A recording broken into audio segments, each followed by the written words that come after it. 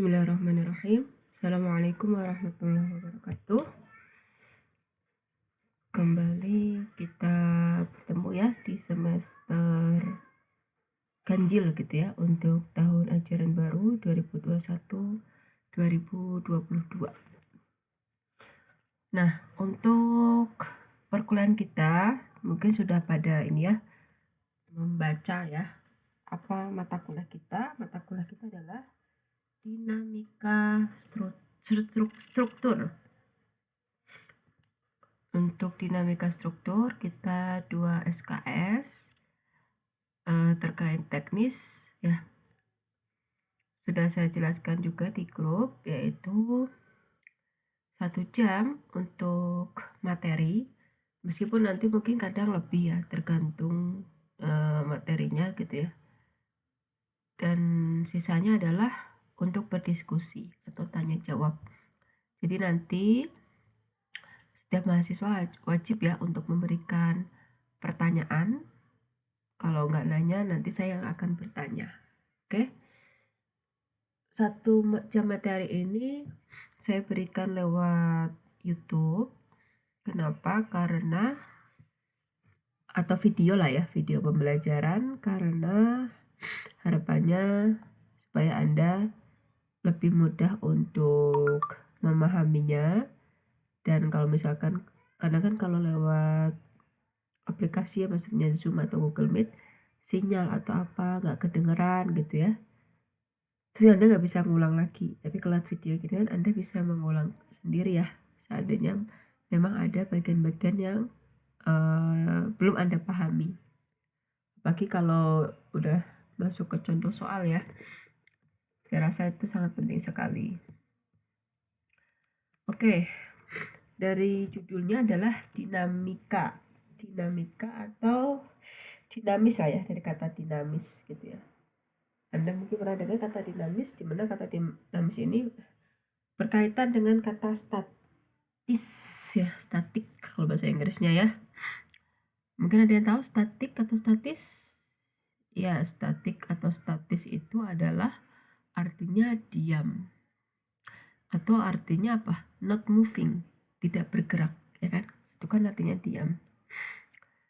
Kalau di sini apa sih yang diam? Itu adalah suatu gaya, gitu ya. Karena gaya itu adalah salah satu besaran yang dia memiliki nilai atau besar gitu ya. Dan arah itu gaya. Jadi kalau gaya itu harus diberi tanda panah ya. Ada panahnya karena dia punya arah ke atas, ke bawah, ke kiri, ke kanan. Itu gaya. Nah, not moving itu maksudnya gimana? Nggak gerak bagaimana gitu ya. Artinya dengan selama waktu tertentu, berarti patokannya adalah waktu gitu ya. Besar dan arah vektor suatu gaya itu yang bekerja pada struktur adalah tetap atau konstan. Jadi bukan 0 ya, tetapi tetap atau konstan. Berarti kalau F1 di awal waktu, maka seterusnya waktu tertentu tetap F nilainya sama seperti F1 meskipun dengan notasi yang berbeda. Nah, di sini Anda bisa melihat diilustrasikan kondisi ini adalah dengan menggambarkan sebuah grafik gitu ya, di mana sumbu X-nya itu adalah waktu atau T, time, kemudian sumbu Y-nya adalah gaya atau force. Nah, kita bisa lihat gayanya tuh yang mana, yang warna merah ini. Artinya pada jangka waktu tertentu, oke, dimulai dari 0. Oh, nilainya F1. Ya kan? F1 di sini. Kemudian T-nya nambah lagi ke kanan, berarti kan artinya makin besar ya T-nya ya. Ternyata F-nya tetap. Makanya garis lurus. Artinya apa? F1 sama dengan F2. Jadi di sini adalah kita patokannya, parameternya adalah untuk mengetahui dia tetap atau tidak adalah berdasarkan waktu gitu, ya kan? Nah, berarti kebalikan dari statis adalah dynamic atau dinamis. Berarti lawannya not moving berarti apa? Moving. Ya, moving. Nah, moving itu adalah kebalikan tadi. Kalau yang tadi itu tidak mengalami perubahan atau tetap atau konstan. Tapi kalau moving artinya adanya perubahan terhadap waktu. Dalam hal ini apa yang berubah? Gayanya. Gitu ya. Dalam konteks gaya bekerja pada struktur. Jadi kalau digambarkan seperti ini. Ada dua macam perubahan gayanya. Jadi kalau Anda lihat ada sama seperti tadi, kita modelkan dengan sebuah grafik, kita ilustrasikan. Yang pertama adalah kita lihat yang garis lurus tapi miring. Kalau yang tadi kan dia garis lurus tapi horizontal ya. Kalau dia lurus cuma dia miring. Artinya ini menandakan dari awal T saat T0, F1-nya berapa berarti? 0. Kita anggap satuannya Newton, ya, kalau gaya. Dengan bertambahnya waktu, F-nya ikut bertambah? Ikut. Dimana nilai F sama dengan nilai T. Kemudian bertambah lagi, belum tentu tidak sama ya. Maksudnya adalah perubahan gayanya berdasarkan waktu, nilainya adalah sama. Maksudnya gini, misalkan awalnya 0, kemudian OF-nya jadi 2, kemudian jadi 4. Jadi 0, 2, 4, 6 gitu ya. Tetap gitu ya. Sehingga membentuk sebuah persamaan dan digambarkan menjadi sebuah garis lurus. Artinya perubahan gayanya terhadap waktu itu adalah tetap. Ada perubahan tapi nilainya tetap. Kalau yang tadi tidak ada perubahan konstan. Kalau ini ada perubahan, cuma nilai perubahannya tetap. Misalkan 3 nambah 3 nambah 3 nambah 3 gitu. Jadi dari 0, 3, kemudian 6, kemudian 9, tetap. Nah, kalau kayak gitu maka dia akan membentuk garis lurus. Nah, kondisi yang kedua, dia ada perubahan tetapi gayanya itu perubahannya tidak tetap. Seperti ini. Kan Anda bisa lihat ya. Kalau tidak tetap gini maka bentuk grafiknya seperti ini. Nah, pada kondisi ini maka dia mengalami puncak F, kemudian selanjutnya dia akan mengalami penurunan. Ya kan? Ada dua kondisi. Nah, khusus untuk beban dinamis, perubahan gaya itu ada 3 macam. Yang pertama adalah tidak hanya arah ya dan besar. Tentu yang pertama besarannya ya, atau kita sebut sebagai magnitude. Kemudian arahnya, karena gaya itu punya arah, ya kan? Kemudian direction ya, posisinya juga ya, point of application. Berarti itu ya, 3 macam perubahan gaya pada beban dinamis.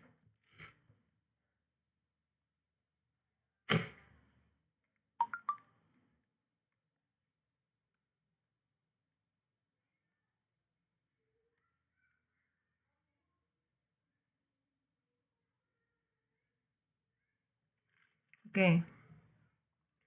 Dan acuannya adalah waktu. Oke.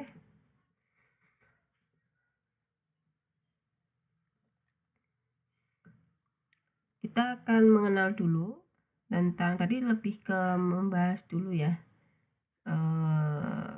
dasar dulu tentang dinamis dan statis. Dinamis dan statis ini pun akhirnya kita sinkronkan dengan bidang kita, teknik sipil. Ya, kita sebut sebagai dinamika struktur.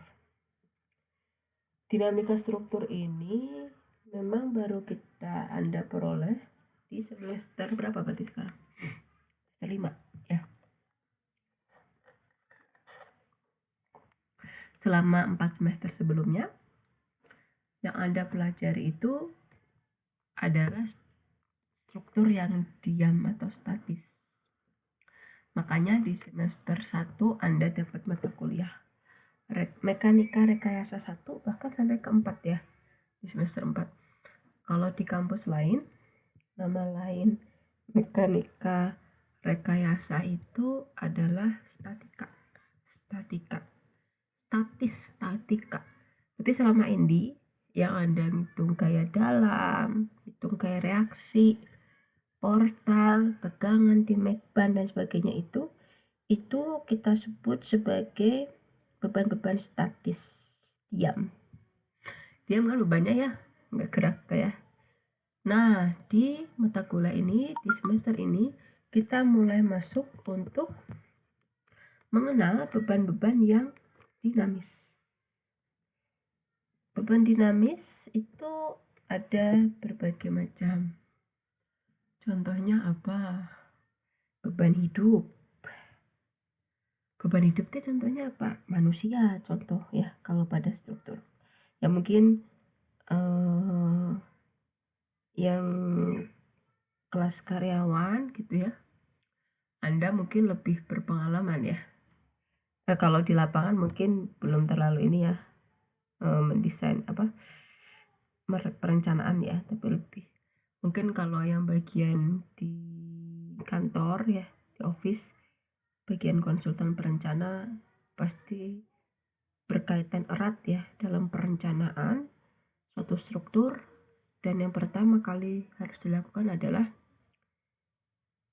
pembebanan ya. Pembebanan itu harus didefinisikan mana beban hidup, mana beban mati, kan?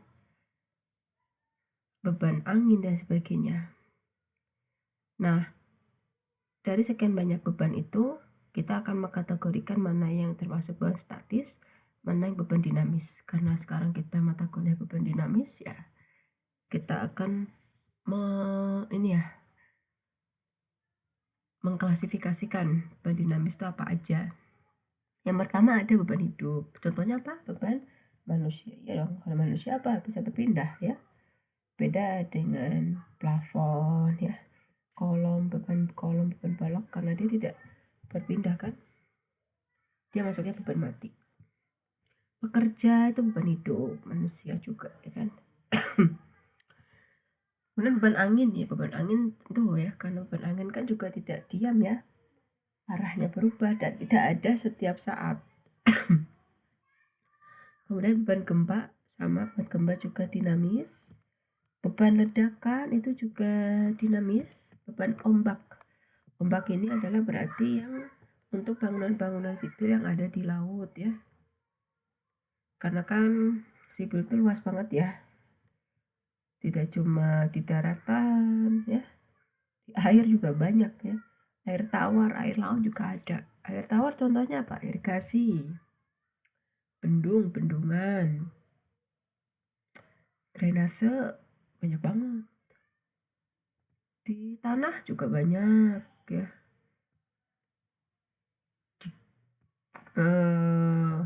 Pertambangan itu juga sipil ada.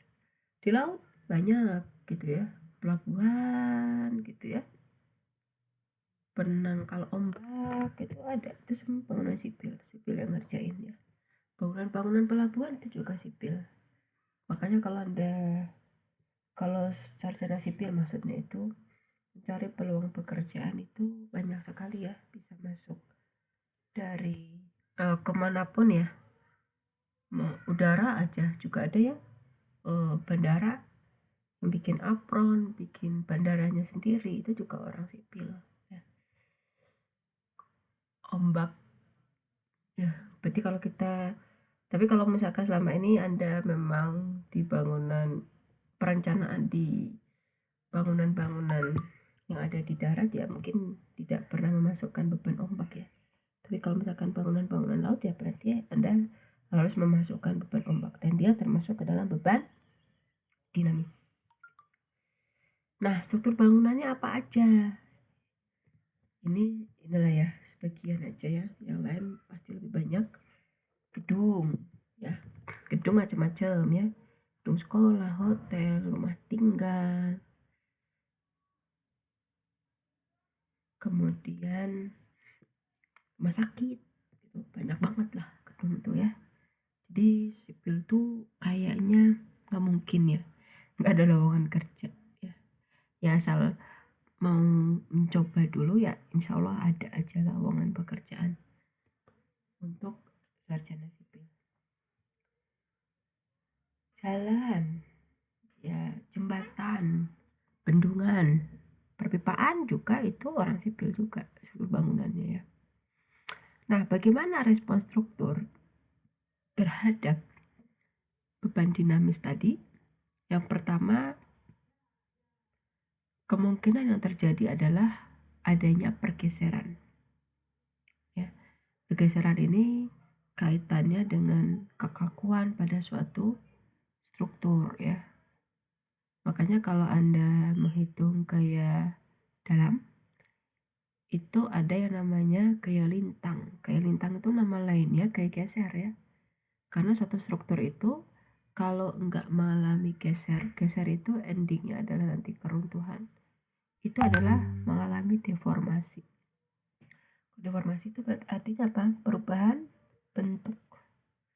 Itu kemungkinan yang terjadi pada suatu struktur saat dia itu menerima beban gitu ya. Dan semua itu pasti akan terjadi. Tinggal apakah pergeseran dan deformasi itu masih dalam batas izin. Makanya kalau Anda pakai aplikasi SAP misalkan gitu ya, nanti kan dilihat ya warna strukturnya setelah Anda masukkan beban gitu ya. Warna merah, hijau, kuning gitu ya. Kalau udah warna merah berarti udah warning itu. Berarti perencanaan struktur Anda itu nggak aman. Sebisa mungkin warnanya adalah yang hijau ya, itu aman sekali. Kuning masih lumayan aman, cuma kalau mau lebih meyakinkan amannya yang warna hijau ya. Yang SAP mungkin udah pada tahu ya, coba kita lihat ya.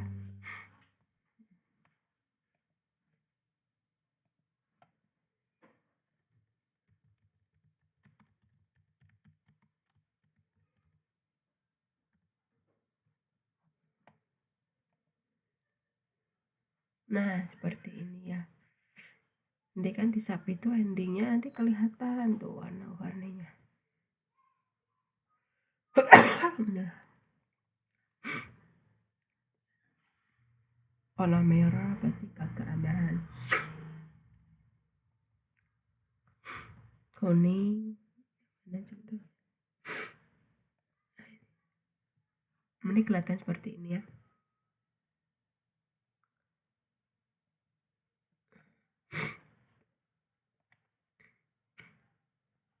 Nah ini kelihatan nanti mana yang aman gak aman, nanti kelihatan karena warna-warni ini menunjukkan warna merah gak aman, warna biru saya agak lupa.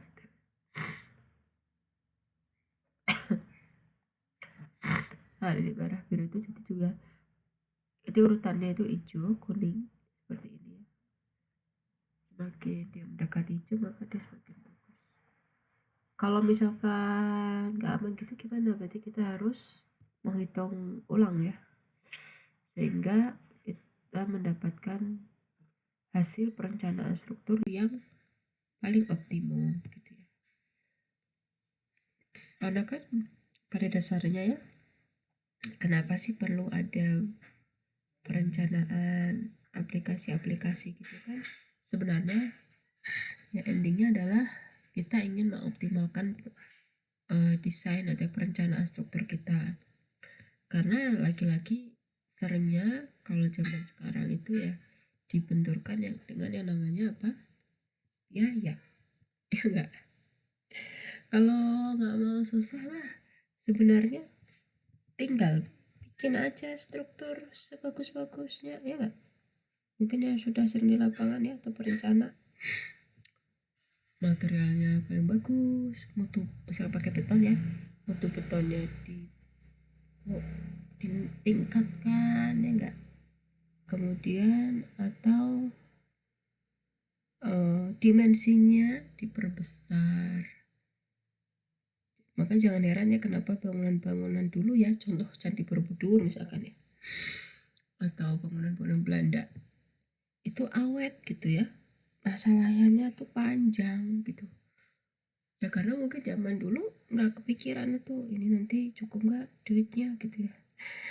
Kalau sekarang kan enggak, aku punya uang 100 juta saya pengen bikin ini, kan harus mikir tuh pelaksana gimana ya dengan uang segitu tapi bangunannya kuat sesuai yang diinginkan tentunya ya, di logika ya, ada perhitungan lah, bukan logika, ada perhitungannya dan memang itu terbukti aman. Tapi kan seringnya bilangnya mengoptimalkan gitu ya, kayak dia jangan sampai boros gitu loh, akhirnya kan dibuat optimasi gitu ya. Misalkan bikin awalnya dia bikin kolom balok, misalkan kolom ukuran 40 gitu ya, ternyata setelah dites aman sekali, coba ya kita turunkan gitu ya, kita turunkan nih jadi 30 40 masih aman gitu ya, udah ngapain pakai 40 ya enggak, jadi kayak gitu ya, lumayan itu udah ngirit berapa uang itu ya, karena dimensi yang dikecilkan. Ternyata di sana lagi 30 lebih masih aman ternyata gitu ya. Ya udah, orang pasti ngambilnya yang itu, apalagi kontraktor ya, senang gitu ya, bisa menghemat banyak tuh, berapa uang yang akan dia hemat ya enggak, seringnya seperti itu ya kan. Endingnya sebenarnya seperti itu ya, hampir semua ilmu mah gitu. Kenapa perlu ada ilmu manajemen dalam sipil ya, manajemen konstruksi? Itu kaitannya karena ada target waktu, apalagi kan namanya proyek ya. Itulah perbedaan, makanya kenapa kalau sipil itu kita sebut sebagai apa? Project. Kita bukan industri, tapi kita kalau Anda kerja sipil, ada proyek apa gitu ya.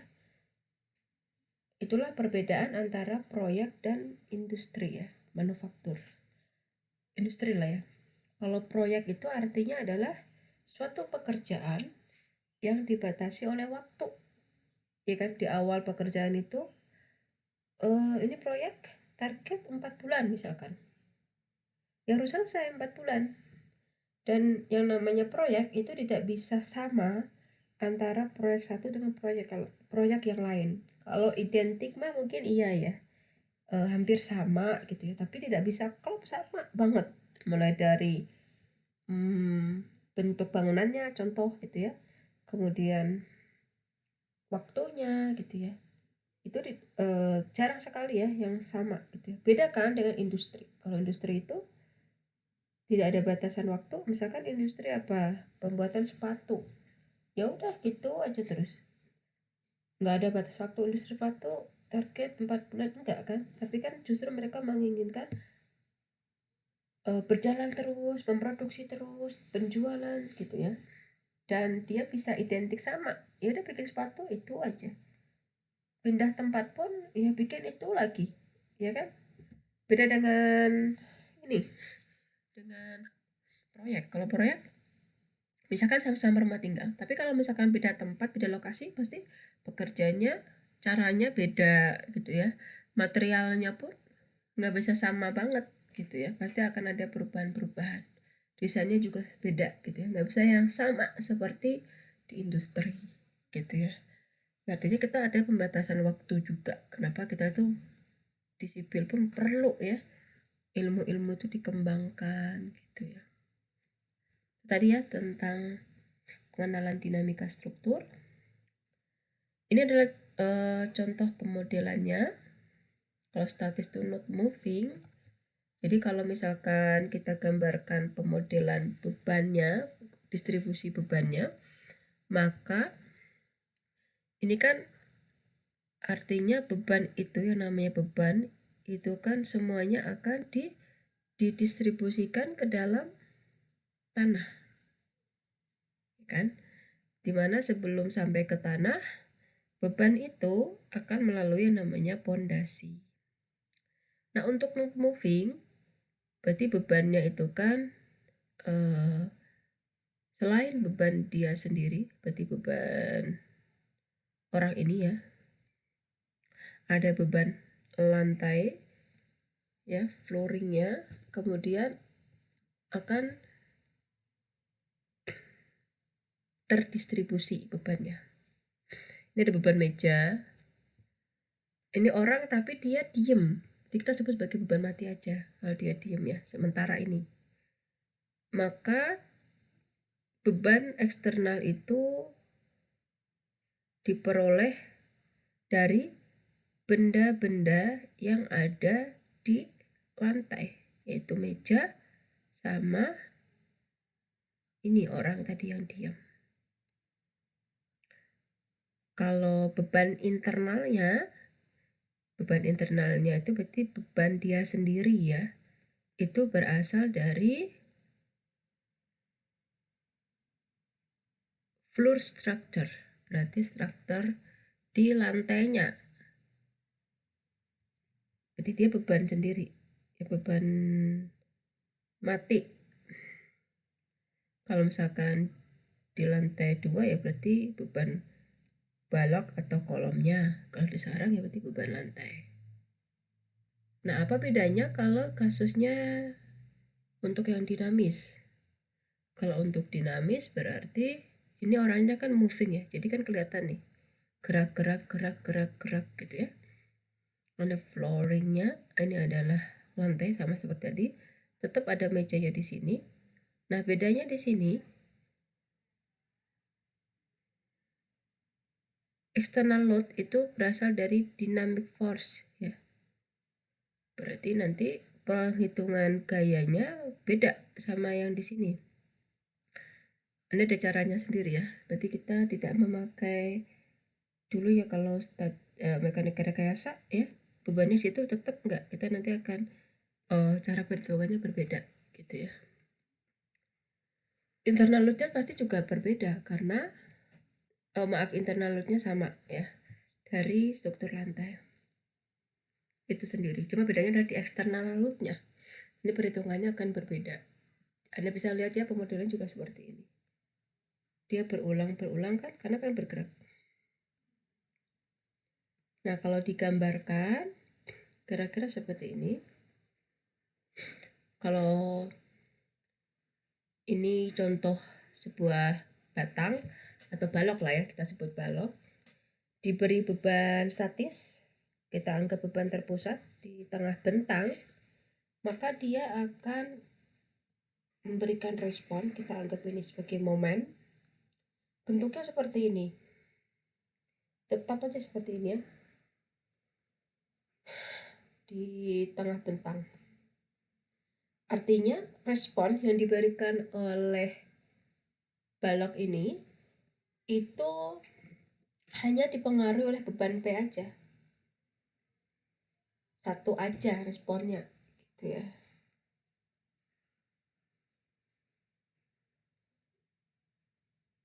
Tetap.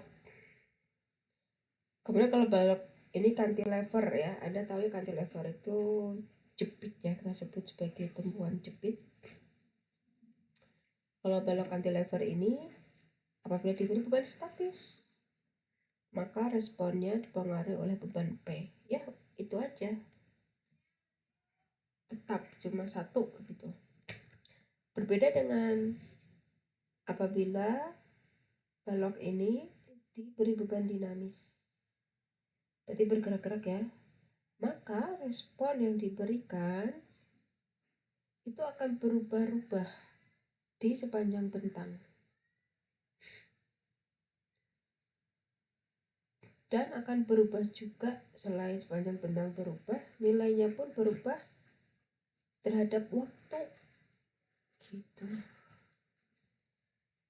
Selain itu, kalau pada cantilever, selain kalau pada ini kan cuma timbul satu beban ya, P itu aja ya. Responnya itu cuma satu. Kalau ini responnya pun tidak cuma satu, tapi responnya itu berubah-ubah gitu ya terhadap waktu, dan terjadi yang namanya gaya inersia. Inersia itu bisa dikatakan ini ya, perputaran lah, seperti itu. Itu ya perbedaan antara beban statis dan dinamis. Jadi memang di materi ini ya lebih kompleks ya nantinya ya, lebih banyak yang kita tinjau nantinya, parameternya lebih beragam. Dan memang di kondisi lapangan seperti itu ya. Ya kalau cuma rumah tinggal mungkin nggak sampai segini amat ya, tinggal satu lantai gitu ya, atau 2 lantai gitu ya. Tapi kalau untuk gedung 10 lantai, 20 lantai ya harus diperhatikan ini ya. Karena kalau salah dalam mendesain bisa terjadi kegagalan konstruksi. Dan itu kaitannya dengan nyawa ya. Makanya kalau sipil itu nggak cuma dokter ya, kalau kita yang kaitannya dengan nyawa orang, tapi juga sipil itu juga sama ya. Kita salah merencanakan, wah parah, nyawa orang taruhannya ya. Enggak ya dong, banyak kasus ya. Makanya harus sungguh-sungguh bekerjanya juga ya. Di luar terkait perhitungan, yang paling penting adalah kejujuran sih ya. Karena kan salah satu penyebab kegagalan konstruksi itu apa? Salah satunya adalah terkait materialnya. Enggak, banyak kasus spek yang diterapkan pada proyek itu tidak seperti yang di shop drawing ya. Mungkin teman-teman yang di lapangan ya sudah bekerja, tidak seperti shop drawing ya, karena salah satunya terkait biaya, apalagi kalau sudah dikorupsi ya enggak. Yang awalnya budgetnya A sampai di lapangan cuma setengah A atau bahkan lebih kecil ya, atau 3/4 A gitu ya, sangat kecil sekali. Kan ini itu yang sering terjadi ya, jadi spek itu pada turun ya. Bahkan jangan heran kalau Anda lihat jalan-jalan, terutama jalan-jalan di daerah lah ya, bukan yang jalan arteri gitu ya, jalan nasional maaf, kan yang jalan-jalan di daerah, jalan arteri gitu-gitu ya, itu kan cepet banget ya rusaknya gitu ya. Setelah diteliti kan ya, salah satunya adalah bukan hanya masalah teknis sipil ya, tapi kan ternyata masalah apa? Politik ya enggak.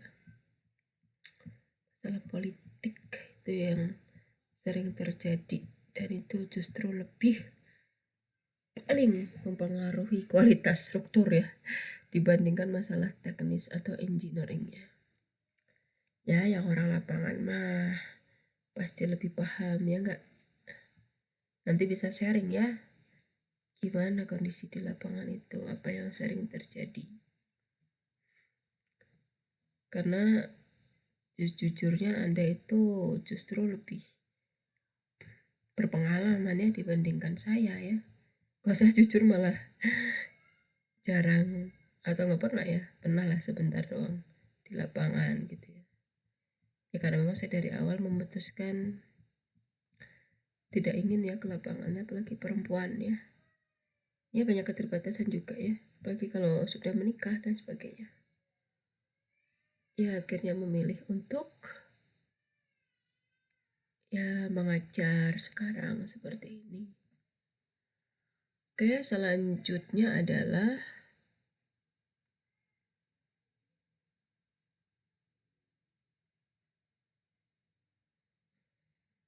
Bagaimana menganalisa dinamis? Artinya di sini dalam sipil itu tidak hanya kita langsung menghitung, tapi juga perlu ada namanya pemodelan. Karena kan yang kita temukan di lapangan itu tidak sesederhana yang kita lihat di gambar ya. Lagi kalau udah masuk ke SAP, kan enggak segampang itu. Tiba-tiba beban itu bentuknya garis gitu ya. Beban gempa garis. Kemudian balok digambarkan dengan garis lagi. Kolom dengan garis.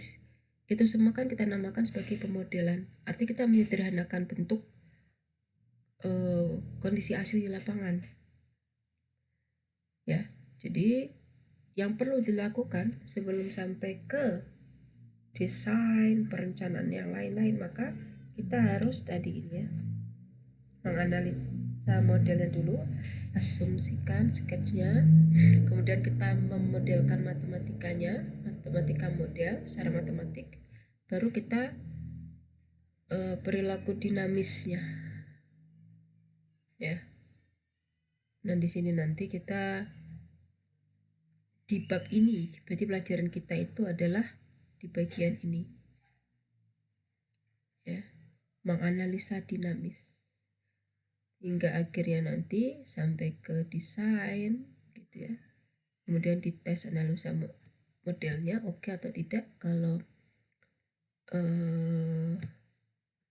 maaf, dites juga sampai habis dites, kemudian ya, kemudian secara fisiknya di testing gitu ya, secara dinamis testing juga, di testing secara dinamiknya maaf, kemudian kalau ternyata tidak oke ya maka dia harus ada perubahan desain. Kalau oke ya udah, berarti udah stop gitu ya. Dan setelah itu juga perlu melakukan analisa modelnya. Banyak ya, cuma di mata kuliah ini kita bagian mana bagian ini.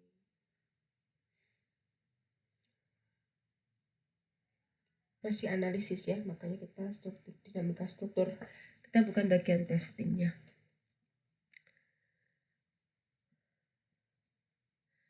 Dan dari sekian materi yang akan kita bahas, hal yang paling penting ya dalam analisa dinamis itu adalah pemodelan matematis. Nah di mata kuliah ini kita lebih banyak ke pemodelan matematisnya.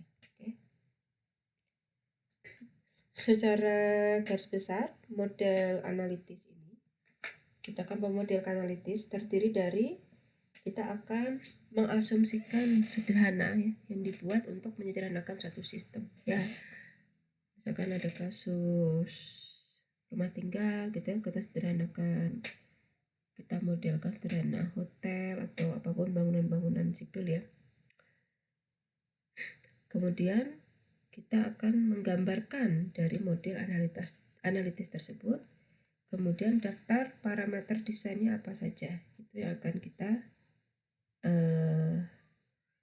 model ini ya, analitis ya, di dalam model analitis. Nah secara kategori ada 2 macam model analitis itu. Yang pertama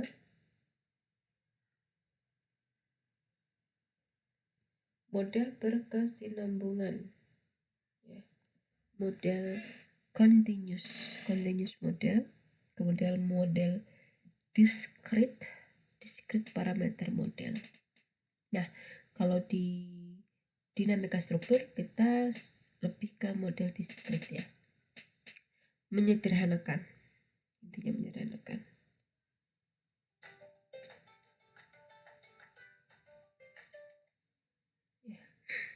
Kemudian di dalam dinamika struktur itu kita mengenal yang namanya derajat kebebasan. Nanti kita singkat sebagai DOF. Pernah dengar mungkin ya? Ya orang lapangan ya. Apa itu DOF? Adalah jumlah koordinat bebas yang menetapkan susunan atau posisi sistem. Berarti dia ini menentukan perpindahan suatu sistem massa pada setiap saat. Ya, karena kan kaitannya dengan sistem massa ya kalau untuk pemodelan ini. di mana ada dua macam jenis DOF. Yang pertama adalah single degree of freedom.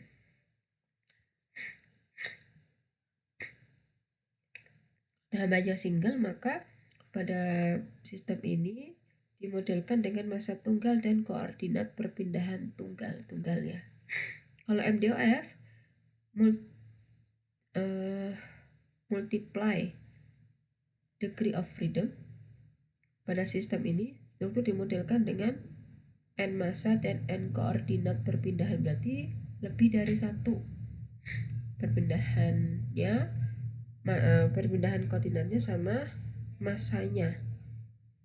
Ini maksudnya gimana, nanti kita coba lihat ya contoh pemodelan sistem struktur di bawah ini. Contoh nih, kalau pada continuous atau menerus, ini misalkan ada struktur jepit ya, diberi beban merata, maka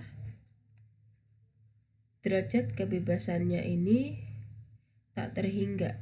Jadi penyebaran massanya itu tak terhingga di seluruh bentangnya. Tapi saat kita masuk ke model tidak menerus atau discrete, maka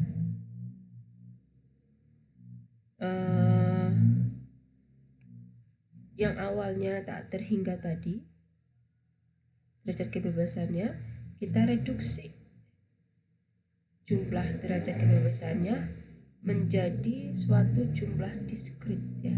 Bahkan di sini kalau kita lihat jadi satu aja, terpusat di ujung. Ya, ini kekakuannya. Nah, proses ini artinya ada terjadi proses idealisasi.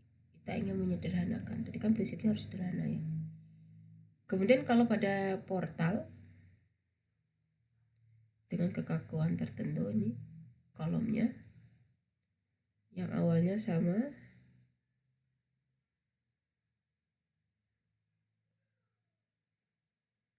kemudian kita diskretkan menjadi suatu jumlah diskret ya, jadi satu aja.